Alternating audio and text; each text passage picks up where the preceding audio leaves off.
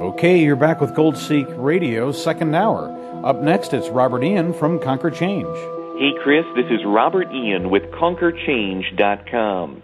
I was rummaging around at a used bookstore this week and came upon a book written in 1989. The title of the book jumped out at me because it reflects in large part the current state of the financial market in general and the gold and silver markets in particular.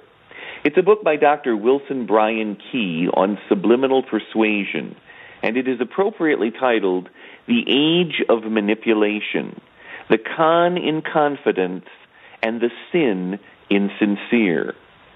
My purpose today is not to discuss the myths and realities of subliminal persuasion, but rather to focus on the incredible confidence game being deployed every time there is bad economic news. I mean, how many times have we turned on financial TV during a dismal jobs report, the collapse of yet another bank, or some other negative economic event, only to see the president, the Secretary of the Treasury, and the Fed chairman talking in unison about a strong dollar? Other than printing more money that is ultimately put on the charge card of the American taxpayer, which, by the way, creates a weak dollar, what is actually being done to create a strong dollar? I mean, what is the strong dollar policy? We hear enough about it. I'd really like to see a member of the Washington Press Corps ask one of our officials to define the strong dollar policy and tell us what they are doing specifically to make it a strong dollar. If a clear definition of the strong dollar policy isn't forthcoming, then it's nothing more than economic rhetoric. Back in the 1990s, political commentator Rush Limbaugh coined a phrase to describe certain initiatives of President Clinton's administration. He called it symbolism over substance. In other words, rhetoric was more important than reality. The same holds true today. Simply talking about a strong dollar doesn't make it so. It requires a definition that people can understand. It requires action that people can see. There was an episode of Star Trek The Next Generation in which Captain Picard and Data beamed over to another ship that was in the process of exploding. Time was moving much slower on this ship. The people looked like mannequins, frozen in time, but they were still moving forward. Once in the engine room, they saw a bright light emanating from the ship's engine.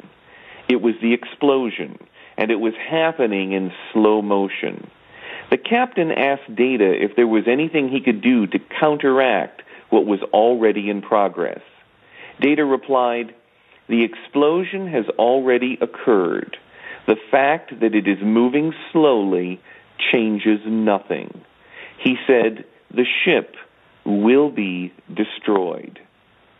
One could argue that the same thing has happened economically, that the economic explosion has already occurred.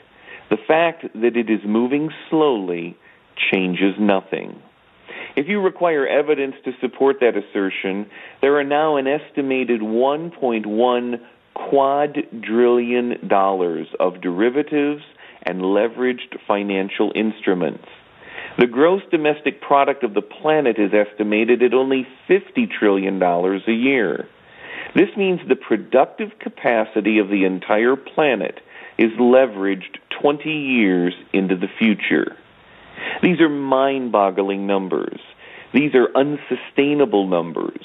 These are numbers most people don't want to think about because the implications are impossible to comprehend. Maybe this is why the strong dollar policy doesn't require any kind of real definition. Because just maybe, the truth is worse than the lie. Until next time, this is Robert Ian with ConquerChange.com. Thanks, Chris.